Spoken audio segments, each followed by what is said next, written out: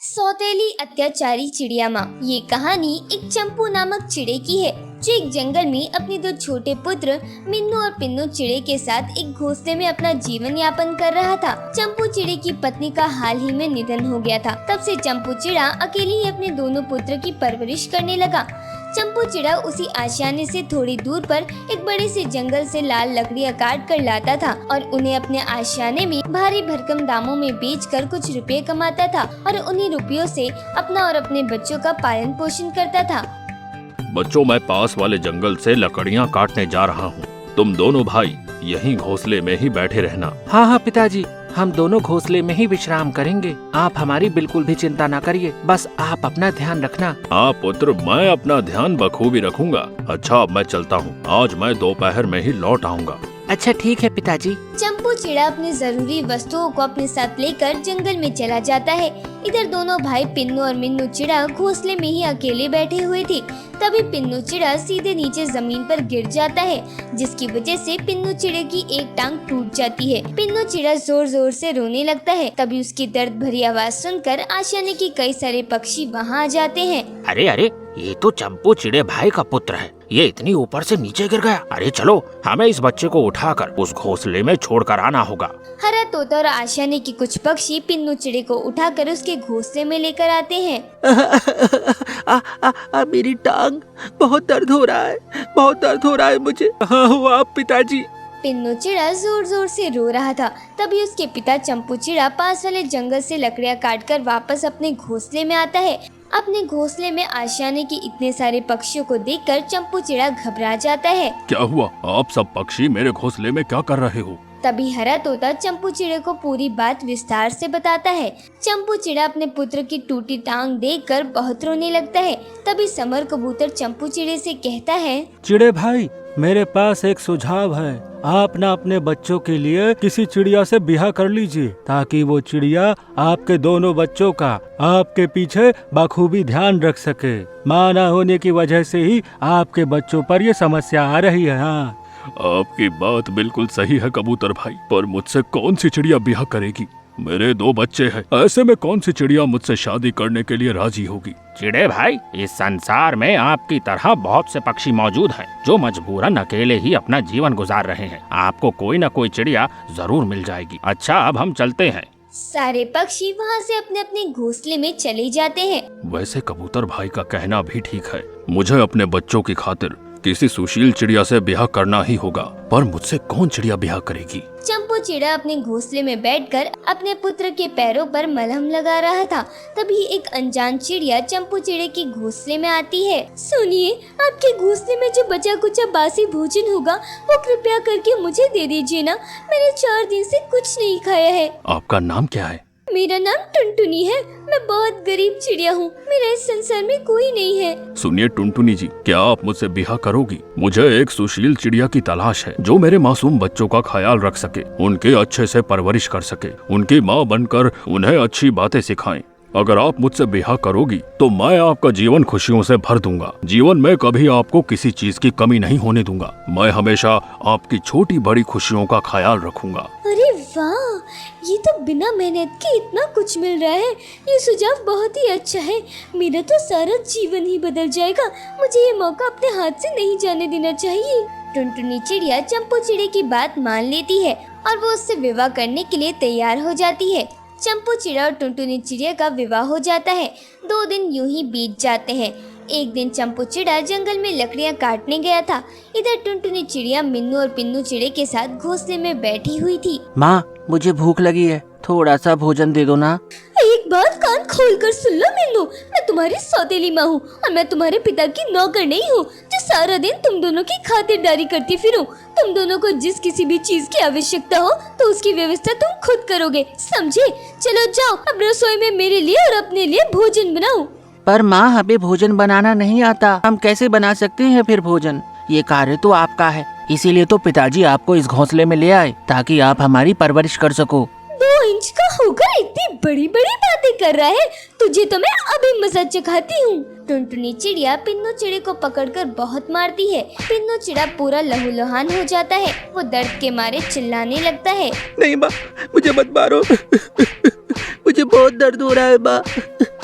मुझे मत मारो। मुझसे जुबान लड़ाता है, तुझे तो आज मैं टमाटर की तरह लाल कर दूंगी। टुनटुनी चिड़िया बड़ी ही बेरहमी से पिन्नू चिड़े को मारती है। पिन्नू चिड़िया दर्द के मारे तड़प रहा था। तभी उस बच्चे की आवाज सुनकर पास वाला हरा तोता टुनटुनी चिड़िया के पास आता है।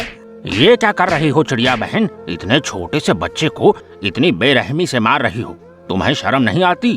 तुम कौन होती हो बीच में बोलने वाले? मैं इन बच्चों की माँ हूँ, मैं इनके साथ जो चाहे करूँ, तुम अपने काम से काम रखो। ये बात सुनकर हरा तोता आश्चर्यचकित हो जाता है। टुनटुनी चिड़िया का ये रूप देखकर हरा तोता घबराकर वहाँ से चला जाता है। देख क्या रहे हो तुम दोनों? चलो अब जाकर तुरंत मेरे लिए भोजन की व्यवस्था करो। दोनों बच्चे अपने माँ के डर से व अत्याचार से रसोई में पहली बार भोजन बनाने लगते हैं। जैसे तैसे वो कच्चा पक्का भोजन बना लेते हैं और अपनी सौतेली माँ को लाकर देते हैं। टुनटुनी चिड़िया जब वो भोजन खाने लगती है, वो भोजन इतना कड़वा था कि पहला निवाले लेते ही टुनटुनी चिड़िया को उल्टी आ जाती है। ये देखकर टुनटुनी चिड़िया गुस्से में आग बबूला हो जाती है और वो दोनों बच्चों पिन्नू और मिन्नू को बेरहमी से मारने लगती है। तुम दोनों ने मुझे ये खिला दिया, मेरे मुंह का सारा स्वाद ही कड़वा हो गया। आज तो मैं तुम दोनों को जिंदा नहीं छोड़ूंगी। गुस्से में आकर टुनटुनी चिड़िया दोनों बच्चों को इतनी बेरहमी से मारती है कि दोनों बच्चे बुरी तरह से लहूलुहान हो जाते हैं, जिसकी वजह से उन दोनों बच्चों की वही मृत्यु हो जाती है। ये देखकर टुनटुनी चिड़िया बहुत घबरा जाती है। अरे बाप रे, ये दोनों बच्चे तो मर चुके, ये मैंने क्या कर दिया? अगर चंपू चिड़ी को पता चला कि मैंने उसके दोनों बच्चों को मार दिया तो वो मुझे जिंदा नहीं छोड़ेगा। अब मैं क्या करूं? कहीं किसी ने मुझे देख लिया तो सबको मेरे बारे में पता चल जाएगा।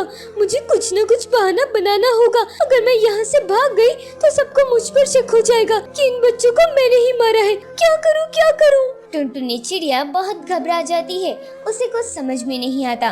तभी चिंपू चिड़ा अपने घोंसले में आता है। चंपू चिड़े को घोंसले में आता देखकर टुनटुनी चिड़िया रोने का नाटक शुरू कर देती है। ये मेरे बच्चों को क्या हो गया? ये क्या हो गया टुनटुनी? जी, हमारे दोनों बच्चों को एक राक्षस बाज ने आकर मार दिया। मैं बच्चों के लिए पानी लाने दरिया के पास गई थी, पर वापस आकर मैंने देखा तो एक खूंखार बाज बड़ी ही बेरहमी से अपने बच्चों को मार रहा था।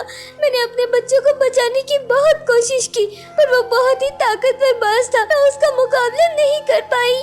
ये बात सुनकर चंपू चिड़ा बहुत रोने लगता है। उसकी रोने की आवाज सुनकर हरा तोता और आसपास के पक्षी वहाँ आते हैं और चंपू चिड़े से रोने की वजह पूछते हैं। चंपू चिड़ा सारे पक्षियों को पूरी बात विस्तार से बताता है। ये सब झूठ है चिड़े भाई, आपके बच्चों को किसी बाज ने नहीं बल्कि आपकी पत्नी और आपके बच्चों की ये सौतेली माँ ने मारा है। ये चिड़िया बहुत अत्याचार करती थी आपके बच्चों पर, उन्हें बहुत मारती थी। ये बात सुनकर चंपू चिड़ा गुस्से में आग बबूला हो जाता है और वो टुनटुनी चिड़िया की बात सुने बिना ही उसे बुरी तरह से पीटता है और मार मार कर उसे अपने आशियाने से भगा देता है।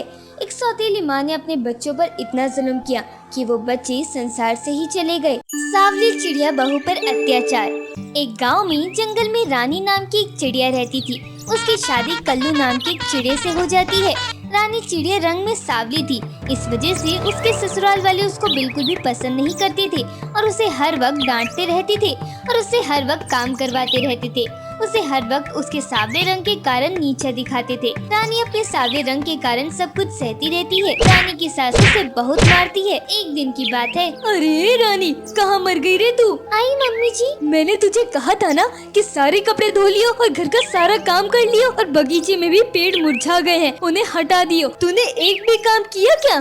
बोल। हाँ मम्मी जी, मैंने सारे काम कर लिए, बस बगीचे का काम ही करने जा रही थी। मुझसे झूठ मत बोल। अगर तुझे मैं काम करने को ना कहूँ तो अपने नाम की तरह इस घर में रानी बनकर ही राज करे। ऐसा कुछ भी नहीं है मम्मी जी, मैं सच में जा रही थी। तो अब मेरा मुंह क्यों देखती है? जाती क्यों नहीं? रानी बगीचे के खराब पेड़ को हटाने चली जाती है। रानी जब सारा काम करके थोड़ा सा आराम करने लग जाती है तो रानी का ससुर वहाँ आ जाता है और रानी से कहता है, रानी जा तो कुछ समय के लिए घर के बाहर चली जा, मेरे दोस्त घर पर आने वाले हैं। तो पापा जी मैं बाहर जाकर क्या करूँगी? वो तेरे इस काले रंग को देखकर मेरा मजाक बना देंगे, बोलेंगे कि यही मिली थी क्या कालू के लिए और मुझे मजाक नहीं बनवाना है। तो तू यहाँ से कुछ देर के लिए चली जा। ठीक है पापा जी, मैं चली जाती हूँ। रानी उदास होकर घर से बाहर चली जाती है। और काले के दोस्त घर पर आ जाते हैं। काला उनसे बहुत बात करता है और सभी आपस में बहुत बात कर रहे होते हैं। बात करते करते उन्हें शाम हो जाती है और रानी घर पर आ जाती है। काला के सभी दोस्त रानी को देखकर काला से पूछने लगते हैं, क्यों भाई काला, तुमने तो कहा था कि तुम्हारे बहू अपने मायके गई है। कालू भाई, बहू के हाथ में तो सामान भी नहीं नजर आ रहा है। ये मायके से ही आ रही है ना? तुमने कहा था ना अपने माँ के घर गई है। अरे नहीं नहीं, ये मेरी बहू थोड़ी ना है। मेरी बहू तो बहुत ही सुंदर है और सर्वगुण संपन्न है। ये मेरी बहू कैसे हो सकती है? तुम्हें कहाँ से मेरे घर की बहू लग रही है? अरे झूठ क्यों बोल रहे हो भाई? मुझे पता है ये तुम्हारी ही बहू है। एक दिन मैं तुम्हारे घर आया था तो बेटी ने मुझे बताया था। अरे काला भाई, फिर आपने झूठ क्यों बोला? ये तुम्हारी बहू नहीं है, ऐसा नहीं बोलना चाहिए। वह अब इस घर की बहू है। भाई, किसी के रंग की वजह से उसे नीचा मत दिखाओ। अब सब एक समान ही होते हैं। कितनी प्यारी बच्ची है ये। और फिर सभी अपने अपने घर चले जाते हैं। सभी के घर से जाते ही काला रानी चिड़िया को डांटने लगता है और उसे मारने लगता है। जब तुझे कहा था कि घर मत आना तो तू यहाँ क्यों आई? आखिरकार मेरा नाम सभी के सामने खराब कर ही दिया ना। मेरी नाक भी कटवा दी अपनी ये काली शक्ल दिखाकर। मुझे जिस बात का डर था आखिर तूने वही किया। पापा जी, मैंने जानबूझकर नहीं किया। मुझे लगा सब चले गए होंगे, इसलिए मैं वापस आ गई थी। मुझे माफ कर दो। ऐसे कहकर वे उस पर बहुत अत्याचार करता है। और फिर कुछ दिनों बाद रानी का पति कालू बाहर घूमने के लिए अपनी माँ और पापा के साथ जा रहा होता है कि तभी रानी कहती है, सनी जी, मैं भी आपके साथ घूमने जाना चाहती हूँ। क्या बकवास कर रही है? होश में है ना तू? अपना रंग देखा है? तुझे अगर कोई हमारे साथ देख लेगा तो मेरा मजाक बन जाएगा, समझी? मुझे अपना मजाक बनवाने का कोई शौक नहीं है। मैं अपनी माँ के साथ चला जाऊंगा। मुझे तेरी जरूरत नहीं है। और ये बेमनहूस शक्ल मत दिखा, वरना मेरा पूरा दिन बेकार चला जाएगा। माँ जी, आप ही समझाइए ना इनको। मुझे भी अपने साथ ले चले, मेरा भी बहुत मन है घूमने का। अरे जाकर घर का काम कर तू। कहाँ घूमने का शौक चढ़ रहा है तुझे? घर के काम तो देखती नहीं है और घूमने के लिए तो देखो कितनी जल्दी हो रही है। जा, चुपचाप जाकर घर में पड़ी रहे और काम कर। पर माँ जी, मैं अकेले घर में क्या करूँगी? तो अपनी माँ के घर चली जा और हमारे आने से पहले आ जाइयो। ऐसे कहकर वे तीनों घूमने के लिए चले जाते हैं। और जब वे शाम को वापस घर आते हैं तो देखते हैं कि रानी घर पर ही है और वे बहुत ही की हुई हालत में आराम कर रही होती है। फिर भी कोई उससे उसकी हालत के बारे में नहीं पूछता है और उसे ताने देने लगता है। कर्म चली, हम घर आ गए हैं। ये घर की कैसी हालत कर रखी है तूने? तुझे घर की देखभाल के लिए बोला था या घर को बर्बाद करने के लिए? मम्मी जी, वो मेरी तबीयत कुछ ठीक सी नहीं है। बहुत ही ज्यादा थकी थकी सी महसूस कर रही हूँ मैं। तुम मुझसे क्या बता रही है? जाकर दवाई लिया। फिर माँ जी, आप अगर उनको साथ चलने के लिए बोल दो तो वे मना नहीं करेंगे। मैं अकेली कैसे जाऊंगी? उससे खुद ही पूछ ले वो तेरे साथ जाएगा या नहीं। मुझसे कुछ पूछने की जरूरत नहीं है। ठीक है मम्मी जी, मैं खुद ही जाकर पूछ लेती हूँ। रानी कालू जाकर बोलती है, सुनो जी, मुझे डॉक्टर के पास ले चलो। मेरी तबीयत बहुत खराब है, मैं अकेली वहाँ नहीं जा पाऊंगी। आप मेरे साथ चलोगे तो बहुत अच्छा रहेगा। नहीं, मैं तेरे साथ कहीं नहीं जाने वाला हूँ। जहाँ भी जाना है तुझे अकेले ही जा। मुझसे तो कुछ उम्मीद ही मत रखियो। मैं तो सामने रंग वाली के साथ कहीं नहीं जाने वाला। मुझे अपनी बेइज्जती करवानी है क्या? ठीक है, मैं अकेली ही चली जाऊंगी। ऐसे कहकर रानी अकेली ही बड़ी मुश्किल से डॉक्टर के पास चली जाती है। जब वे डॉक्टर से जाकर अपना चेकअप करवाती है तो डॉक्टर उसकी हालत देखकर कहता है, अरे बहन, ऐसी हालत में आप अकेले आई हो? आपके पति आपके साथ नहीं आए? नहीं भैया, उनको मेरे साथ आने में या कहीं जाने में अच्छा नहीं लगता है। ऐसा क्यों बोल रही हो बहन? अच्छा नहीं लगता उन्हें? क्या मतलब? भैया, मेरे सांवले रंग की वजह से वे मेरे साथ कहीं नहीं जाते हैं। वे सोचते हैं मैं उनके साथ जाऊंगी तो सब पक्षी उनकी बेइज्जती करेंगे और ऐसे में उनकी बेइज्जती हो जाएगी और सभी उनका भी मजाक उड़ाएंगे। इस वजह से वे मेरे साथ कहीं भी नहीं जाते हैं। बहन, आपके पति आपके साथ ऐसा करते हैं? उन्हें ऐसा बिल्कुल भी नहीं करना चाहिए। मैं उन्हें समझाऊंगा, उनसे बात करूंगा। नहीं भैया, वो नहीं समझेंगे। बहन, अब तुम प्रेग्नेंट हो, ऐसे में तुम्हें अपना ध्यान रखना चाहिए और काम ज्यादा नहीं करना चाहिए। ऐसे सुनकर रानी उससे सारी बात बता देती है कि उसकी सास उससे काम करवाती है और बार बार उसके सांवले रंग की वजह से उसे नीचा दिखाते हैं। ये सुनकर डॉक्टर को बहुत ही ज्यादा गुस्सा आ जाता है, पर वे क्या कर सकता था।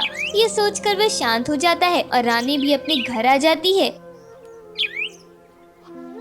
डॉक्टर को दिखाई क्या बोला डॉक्टर ने? मम्मी जी, मैं प्रेग्नेंट हूँ। अच्छा, तो इसमें इतनी खुशी की क्या बात है? इतनी बड़ी खुशखबरी भी नहीं है जो तू इतना खुश हो रही है। यह सुनकर रानी बहुत ही दुखी हो जाती है और उसकी सास उसे फिर से काम पर लगा देती है। काम करते रहने की वजह से वो बहुत कमजोर महसूस करती है और बेहोश हो जाती है। ऐसे में उसके ससुराल वाले उससे बहुत गुस्सा होते हैं और उसे डंडों से मारने पीटने लगते हैं। तभी वहाँ पर डॉक्टर पुलिस लेकर आ जाता है और उन्हें पकड़ लेते हैं। रानी के साथ अत्याचार करने की वजह से उन्हें कड़ी सजा दी जाती है और रानी का बहुत अच्छे से ख्याल रखा जाता है।